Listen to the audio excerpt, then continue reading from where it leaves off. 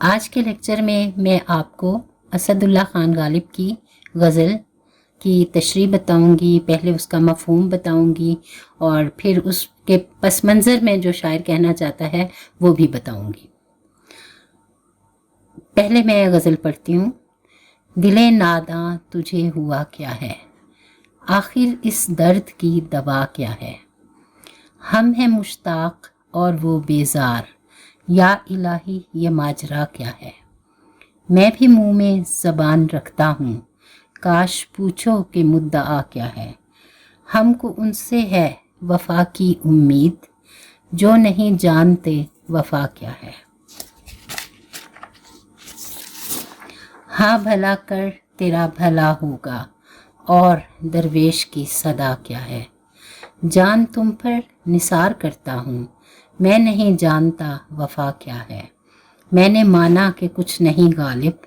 مفت ہاتھ آئے تو برا کیا ہے. پہلا شعر ہے، دل ناداں تجھے ہوا کیا ہے، آخر اس درد کی دوا کیا ہے. شاعر کہتا ہے، اے میرے نادان دل، اے میرے ناسمجھ دل، تجھے کیا ہو گیا ہے. یعنی شاعر اپنے دل کو کہہ رہا ہے کہ ناسمجھ ہے، اسے کچھ سمجھ نہیں آتی، اور وہ اپنے دل ہی کو سمجھا رہے ہیں. یعنی کہ انہیں محسوس ہو رہا ہے کہ ان کا دل جو ہے وہ بہت ناسمجھی کی باتیں کر رہا ہے. عجیب عجیب یعنی کہ خواہشیں اس کے دل میں آ رہی ہیں، اور شاعر اپنے ہی دل کو کہہ رہا ہے کہ اے ناداں دل، اے ناسمجھ دل، تجھے کیا ہو گیا ہے، آخر اس درد کی دوا کیا ہے. شاعر کے دل میں درد ہے اپنے محبوب سے ملنے کا، اپنے محبوب سے جدائی کا. غم برداشت کرتے کرتے شاعر کے محسوس ہو رہا ہے کہ اس کے دل میں درد ہے، غم ہے، اور وہ اس غم میں اتنا دیوانہ ہو چکا ہے کہ وہ عجیب عجیب حرکتیں کرنے لگا ہے. اور وہ یعنی چاہتا ہے کہ اس کا محبوب فوراً اس کے سامنے آ جائے، وہ اپنے محبوب سے ملنا چاہتا ہے. اس کی یعنی اتنی خواہشات بڑھ چکی ہیں کہ اب شاعر خود بھی حیران ہو رہا ہے اور اپنے دل کو کہہ رہا ہے کہ اے ناداں دل، تجھے کیا ہو گیا ہے، تو کیسی کیسی باتیں کرنے لگا ہے، تیرے دل میں کیسے کیسے خیال آنے لگ گئے ہیں. اور اس درد کی اب اپنے اسی دل سے پوچھتے ہیں کہ اس درد کی آخر کیا دوا ہے. اے میرے نادان دل، کہ تو عشق میں، تو اس محبت کی آگ میں اتنا جل رہا ہے کہ تو اب عجیب عجیب خیالات تمہارے دل میں آنے لگے ہیں اور خواہشیں پیدا ہونے لگی ہیں. تو شاعر اپنے دل ہی سے یہ سوال کر رہا ہے کہ آخر اس تیرے درد کا کیا علاج ہے، کیا دوا ہے. یہ جو غزل ہے یا غالب کا جو دور ہے وہ دور ہے جب 1857 کی جنگ آزادی بھی ہوئی تھی. پھر اس کے بعد انگریز بر صغیر میں آ گئے تھے، اور تمام سیاسی، مذہبی، معاشرتی حالات میں بہت بڑی تبدیلی آ گئی تھی. بہت قتل و غارت بھی ہو رہا تھا، شہزادوں کو پھانسی پہ بھی لٹکایا جا رہا تھا، اور آئے دن بہت برے حالات اور واقعات ہونے لگ گئے تھے. تو ایک قدرتی سی بات ہے کہ شاعر حساس دل کے مالک ہوتے ہیں، تو وہ ان حالات سے سمجھوتا نہیں کر پاتے اتنی آسانی سے. تو وہ اس حساسیت میں آ کر وہ اپنا یعنی کہ دل کا بوجھ ہلکا کرنے کے لیے اشعار کی صورت میں وہ ان حالات کو بیان کر دیتے ہیں، اور بڑے ڈھکے چھپے انداز میں کرتے ہیں کہ تاکہ ان کی پکڑ بھی نہ ہو سکے. تو یہاں پہ بھی شاعر جو ہے ان حالات سے پریشان ہے. ہم یعنی کہ ہم اس شعر کی تشریح ان عام مجازی معنوں میں بھی کر سکتے ہیں، اور ہم اگر ایک بڑے منظر میں دیکھیں تو ہم اس زمانے کے جو سیاسی حالات تھے اس کو دیکھتے ہوئے بھی ہم اس کی تشریح کر سکتے ہیں کہ غالب جو ہیں وہ اپنے دل کو نادان کہہ رہے ہیں کہ اس کے دل میں نہ جانے کیا کیا خواہشیں پیدا ہونے لگ گئی ہیں، اور وہ پھر اپنے ہی دل کو سمجھاتے ہوئے کہہ رہے ہیں کہ اے نادان دل، تمہیں کیا ہو گیا ہے، آخر اس درد کی کیا دوا ہے کہ جو تیرے اندر وہ درد سمایا ہوا ہے تیرے دل میں، اس درد کی کیا دوا ہے کہ ہم ان مسائل کا، ان جو ہمارے مشکلات ہیں ان کا ہم کیا علاج کریں، کس طرح سے اپنے آپ کو اس ماحول میں اپنے آپ کو اس کے مطابق سیٹ کر سکیں، یا اپنے آپ سے حالات का समझौता करके अपने आप को एक आम ज़िंदगी जो है अच्छे तरीके से गुजार सकें। तो इस शेर का हमें यही तफसील समझ आती है कि शायर का इशारा उन सियासी और हालात की तरफ था और जो माशरे में जो तब्दीलियाँ थीं उनकी तरफ था। दूसरे शेर में कह रहे हैं शायर, हम हैं मुश्ताक और वो बेजार, या इलाही ये माजरा क्या है। अब शायर अपने दिल की मोहब्बत की कैफियत या इश्क की कैफियत भी बयान कर रहे हैं कि वो कर रहा है शायर, और वो कह रहा है कि मेरे दिल में तो बहुत ज़्यादा शौक़ है। मुश्ताक का मतलब है शौक़, और बेजार होना यानी दूसरी तरफ से क्या रवैया है कि मेरा महबूब बेजार है। यानी कि शायर ये कह रहा है कि मुझे अपने महबूब से मुलाकात का बहुत शौक़ है, मैं उससे बहुत ज़्यादा मिलना चाहता हूँ, मैं अपने दिल का हाल उसको बयान करना चाहता हूँ, और मेरे अंदर मोहब्बत के जज्बात हैं उसके लिए। मैं अपने नेक और अच्छे जज्बात अपने महबूब तक पहुँचाना चाहता हूँ, और मेरा दिल तड़प रहा है कि मैं उससे मिलूँ। लेकिन दूसरी तरफ क्या रवैया है कि मेरा महबूब जो है वो मुझसे बेजारी का रवैया का इजहार कर रहा है। वो मुझसे मिलना नहीं चाहता, वो मुझसे जैसे उकताया हुआ है, जैसे वो मुझसे दूर भाग रहा है, मुझे मिलना नहीं चाहता। और अब शायर अल्लाह से ये पूछ रहे हैं, या इलाही कि अल्लाह ये क्या माजरा है, या इलाही ये क्या माजरा है, ये माजरा क्या है। यानी कि ये क्या मेरे साथ हो रहा है कि एक तरफ तो मैं इतना दिल में मोहब्बत रखता हूँ, मेरे इतने सच्चे जज्बात हैं कि मैं अपने महबूब से मिलना चाहता हूँ, उससे मोहब्बत का अपने इतने अच्छे जज्बात का इजहार करना चाहता हूँ, उसको मैं तवज्जो देता हूँ, उसको चाहता हूँ, दिल की गहराइयों से चाहता हूँ, और मैं उससे मिलना चाहता हूँ। लेकिन मेरे महबूब का जो रवैया है वो इतना बेजारी का रवैया है कि मैं खुद इस पे बहुत ज़्यादा परेशान हूँ। और ए अल्लाह ये क्या माजरा है, ये क्या मेरे साथ हो रहा है। मैं इस सूरत हाल पर मैं परेशान हूँ कि मेरा महबूब क्यों मुझसे दूर भाग रहा है, क्यों मुझसे बेवफाई का रवैया इख्तियार कर रहा है, या उसकी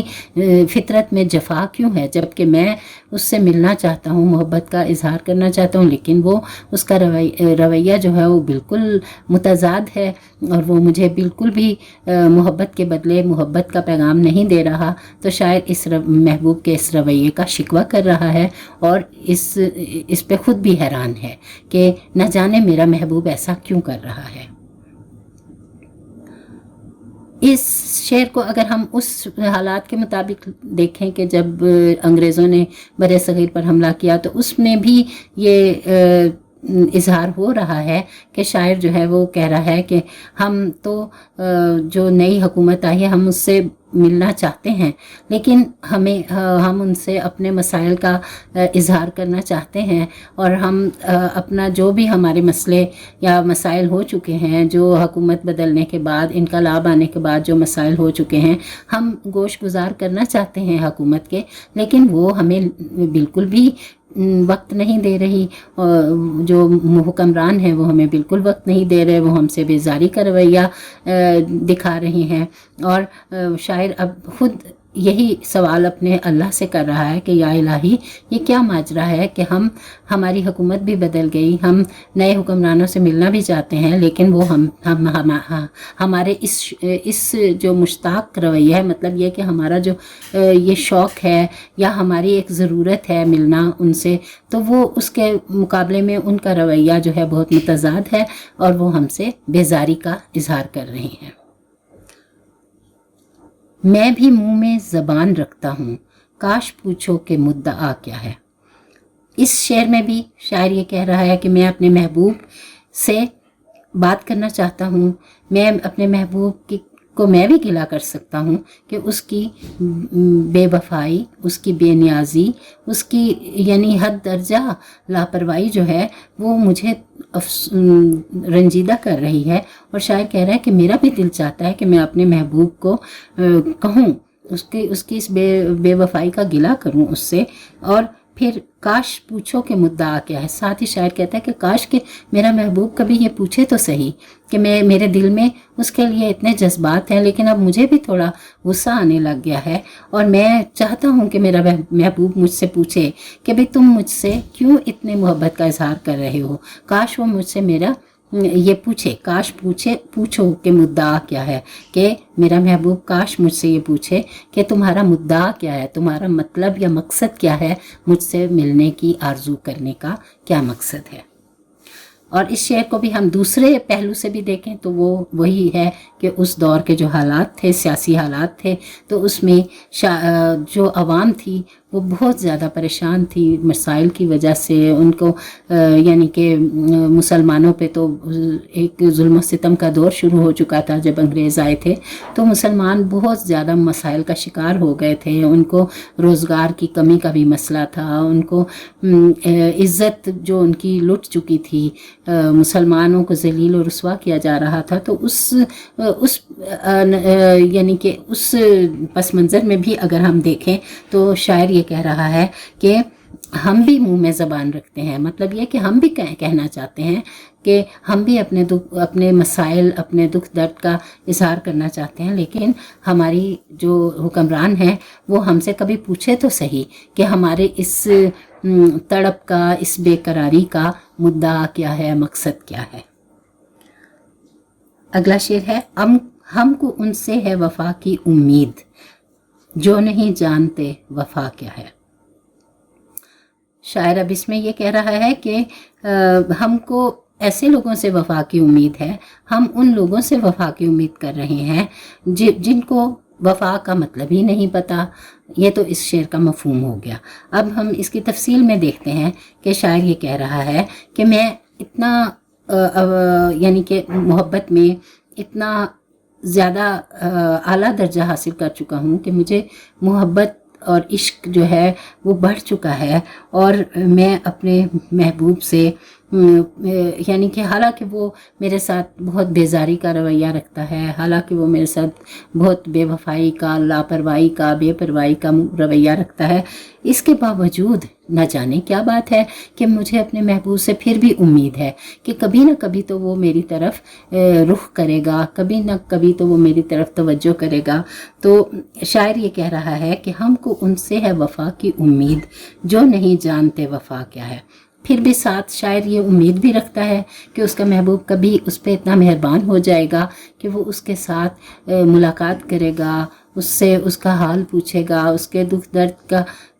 पूछेगा और फिर अपनी जो मोहब्बत का इजहार करेगा। तो शायर को ये उम्मीद है, इसके बावजूद भी कि शायर ये जानता है कि उन मेरे महबूब को तो वफ़ा का पता ही नहीं कि वफ़ा होती क्या है, वफ़ा का मानी क्या है। तो शायर यानी कि इश्क में शायर जो है वो मुख्तलिफ कैफियत से गुज़रता है। मतलब उसको ये एक तो ये है कि वो अपने महबूब से मोहब्बत में खोया हुआ है, मोहब्बत में इंतहा दर्जे की मोहब्बत वो महसूस कर रहा है, और वो उससे वफ़ा की उम्मीद भी रखता है, लेकिन साथ ही उसको अपने महबूब के जुल्म सितम का भी अंदाज़ा है, उसकी लापरवाही और बेवफाई का भी अंदाज़ा है। और वो कहता है कि ना जाने मैं भी क्या हूँ, कि मुझे पता है कि मेरा महबूब इतना जालिम है, वो इतना लापरवाह है, लेकिन फिर भी मैं उससे मोहब्बत की बदले में मोहब्बत का रवैया जो है उसकी उम्मीद लगाए बैठा हूँ। हालांकि उसको तो वफ़ा का ही नहीं पता कि वफ़ा का मतलब क्या है, और जिसको वफ़ा का मतलब ही ना पता हो, मानी ही ना पता हो, तो वफ़ा कैसे वो करेगा। ये सब जानते हुए भी शायर जो है वो अपने महबूब पर फरेफ्ता है, उस पर अपनी मोहब्बत का इजहार करने के लिए वो मौके की तलाश में है। दूसरी तरफ फिर वही बात कि वो वहाँ के हिंदुस्तान के या बरे सगीर के जो सियासी हालात थे, या अंग्रेज़ों की बरे सगीर में आमद के बाद फिर वहाँ उनकी हुकूमत बनी, मुसलमानों को ज़वाल का सामना हुआ और मुग़लिया दौर ख़त्म हो गया, तो उसमें ये सारे हालात की जो तब्दीली है ना, इसने शायरों को परेशान कर दिया था बहुत इंतहा दर्जे तक। तो उन्होंने यानी कि वो अपने जज्बात का इजहार सरेआम नहीं कर सकते थे, बल्कि मुसलमानों को तो तहतेक किया जा रहा था, यानी कि उनको तलवारों से उनके सर कलम किए जा रहे थे और बुरे हालात थे। तो शायर ये कह रहा है कि हमको इन हुक्मरानों से न जाने क्यों वफ़ा की उम्मीद है, जबकि वो इतने जालिम हैं, जबकि वो हमें कोई हमारे हकूक़ हमें नहीं दे रहे, हमें कोई अहमियत नहीं दे रहे। اور پھر بھی ہم نہ جانے کیوں ہم ان سے امید وفا کی لگا کے بیٹھے ہیں. تو اس طرح سے ہم اس شعر کو دونوں مختلف انداز سے بھی سمجھ سکتے ہیں.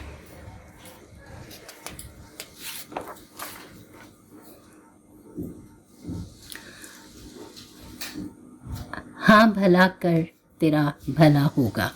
اور درویش کی صدا کیا ہے. اس شعر میں شاعر کہہ رہا ہے، ایک عام اصول بیان کر رہا ہے ہمارے معاشرے کا، اور ایک جو ہمیں جو سکھایا جاتا ہے کہ بھلائی کرو تو تمہیں بھلائی ملے گی. تو شاعر بھی اسی اصول پر گامزن ہے. شاعر بھی یہ کہہ رہا ہے کہ ہاں بھلا کر تیرا بھلا ہوگا، کہ اچھائی کر، بھلائی کر، اس کے بدلے میں یقیناً تجھے بھلائی ملے گی. اب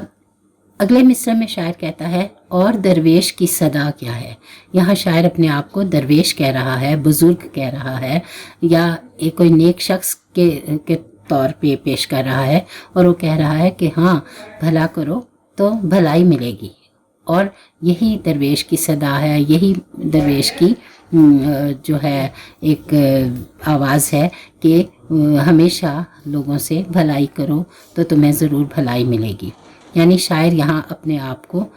درویش کہہ رہا ہے، ایک نیک شخص کہہ رہا ہے، یا ایک ایسا شخص کہہ رہا ہے کہ جو بھلائی کا درس دیتا ہے، جو لوگوں کو بھلائی کے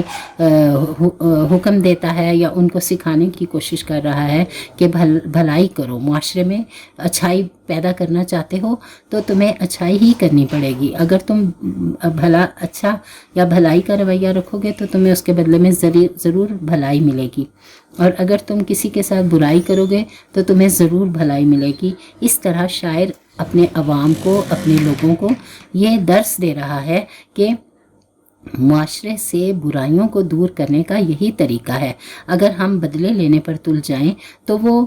اس معاشرے میں کبھی بھی بھلائی نہیں آ سکتی. لہٰذا اس شعر کے ذریعے شاعر اپنے لوگوں کو، اپنے عوام کو یہ مشورہ دے رہا ہے کہ بھلا کرو تو تمہیں بھلا ملے گا. یعنی تم لوگوں سے اچھا سلوک کرو، نیکی کا سلوک کرو تو تمہیں ضرور اس کے بدلے میں نیکی ملے گی.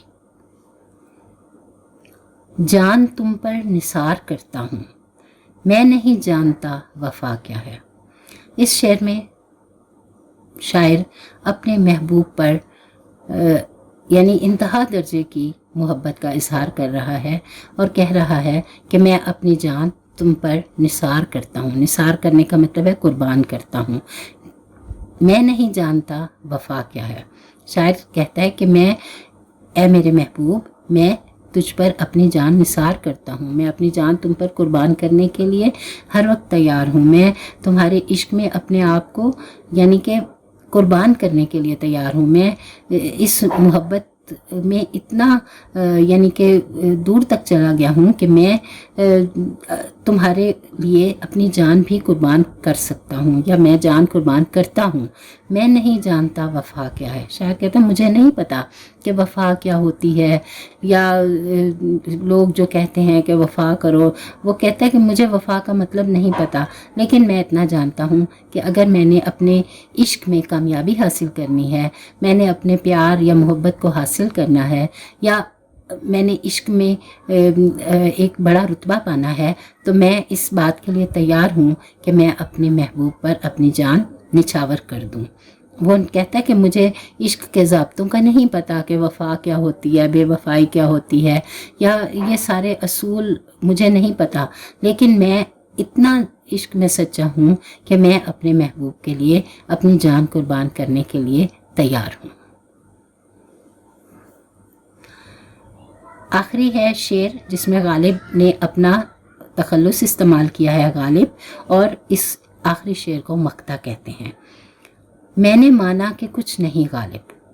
مفت ہاتھ آئے تو برا کیا ہے. شاعر کہتا ہے، یہاں شاعر اپنا تھوڑا ایک عاجزی کا رویہ کا اظہار کر رہا ہے. شاعر کو اول تو پتہ ہے، یا اصل میں تو پتہ ہے کہ اس کی بہت زیادہ خوبیاں ہیں، اس کے اندر بہت زیادہ صفات ہیں، پھر اس کا عشق بھی سچا ہے. اپنے محبوب کے لیے وہ جان بھی قربان کر سکتا ہے، وہ اپنے محبوب کے لیے ہر ناممکن بات کو ممکن بنا سکتا ہے. لیکن پھر بھی شاعر یہاں بڑا عاجزی سے کہہ رہا ہے کہ اے میرے محبوب، میں نے مانا کہ میں کچھ نہیں ہوں، میری کوئی بھی حیثیت نہیں ہے تمہارے سامنے، تم حسن میں مکمل ہو، تم میرے محبوب ہو، اور میں تو تمہارے سامنے کچھ بھی نہیں ہوں، میری کوئی اوقات ہی نہیں ہے، لیکن تم اتنا تو مانو کہ مفت ہاتھ آئے تو برا کیا ہے، کہ یعنی میں تمہیں مفت میں مل رہا ہوں، میں تمہیں پیار کرتا ہوں، میں تمہیں پسند کرتا ہوں، تم میری اولین پسند ہو، اور میں عشق اور محبت میں بہت گہرائی حاصل کر چکا ہوں اے میرے محبوب، اور میں چاہتا ہوں بے شک تم میں میرے اندر کوئی خوبی نظر نہیں آتی، بے شک تمہیں میرے اندر کوئی اچھائی نظر نہیں آتی، میں تمہارے سامنے کوئی وقت نہیں رکھتا، لیکن اے میرے محبوب اس میں کیا برائی ہے کہ میں تمہیں مفت مل رہا ہوں، میں چاہتا ہوں کہ تم مجھے اپنا یعنی کہ قبول کر لو اپنے عشق میں، اپنے اس محبت میں، میری محبت کا جواب محبت سے دے دو، مجھے ٹھکراؤ نہیں، مجھے یعنی کہ اپنا جس طرح میں عشق میں بہت سچا ہوں اسی طرح تم مجھے بھی قبول کر لو تو میرا دل خوش ہو جائے گا۔ حالانکہ میرے اندر میں جانتا ہوں کوئی خوبی نہیں ہے، لیکن پھر بھی اگر ایک چیز مفت میں مل رہی ہو تو انسان بڑھ کر اس کو اٹھا لیتا ہے، اس کو قبول کر لیتا ہے، شوق سے اس کو اپنا دامن بھر لیتا ہے اگر کوئی چیز مفت مل رہی ہو۔ تو شاعر یہ تمنا کر رہا ہے کہ میرا محبوب جو ہے وہ بھی مجھے ہاتھوں ہاتھ لے، وہ بھی مجھے وصال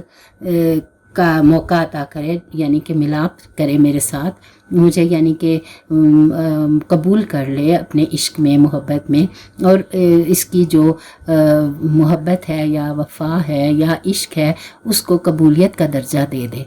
تو اس میں ہم گہرائی کے معنوں میں اگر جائیں، تفصیل سے دیکھیں تو اسی طرح سے ہوتا ہے کہ ہر عاشق یا محبت کرنے والا جو ہے وہ چاہتا ہے کہ اس کی محبت کو قبولیت کا درجہ مل جائے، اور اگر ہم عشق حقیقی میں بھی دیکھیں تو ہم یہی چاہتے ہیں کہ ہم یہی چاہتے ہیں کہ ہمیں اللہ کی محبت حاصل ہو جائے، ہم اس کے لیے دن رات عبادت کرتے ہیں، ذکر اذکار کرتے ہیں، ہم چاہتے ہیں کہ ہم اللہ کی نظر میں قبول ہو جائیں۔ تو شاعر بھی یہاں پر یعنی عشق حقیقی کا بھی اگر اس کا انداز ہم لیں یا اس پہلو کو بھی دیکھیں تو شاعر یہ کہتا ہے اپنے رب کی یا اپنے خدا کی یا اپنے اللہ کی محبت جو ہے وہ اس کو پانا چاہتا ہے، اور وہ کہتا ہے کہ اے میرے